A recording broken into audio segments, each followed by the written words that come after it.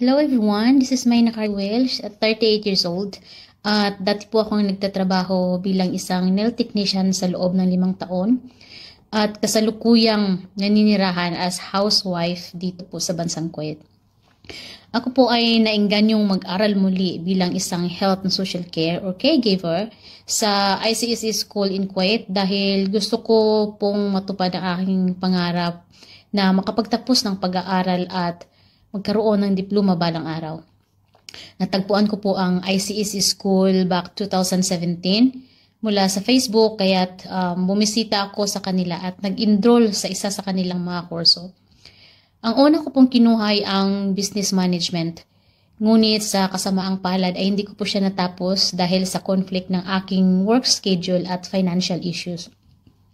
Subalit, nag-enroll ako ulit sa isa sa kanilang mga kurso, ang Computer Secretarial Course, dahil gusto kong mas mapalawak ang aking kaalaman na sa computer at magamit na rin in the future.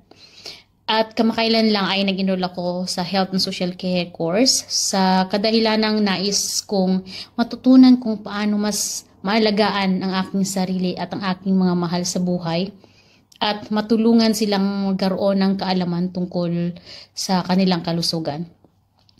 Lubos po ako nagpapasalamat sa ICSA dahil natutulungan nila akong maabot ang aking mga pangarap na akala ko'y hindi ko kayang matupad o makamit.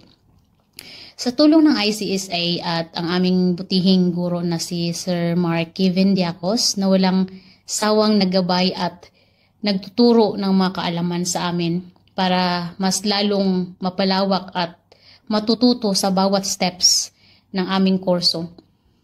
Marami akong natutunan na di ko kayang gawin kung di ako nag-aral.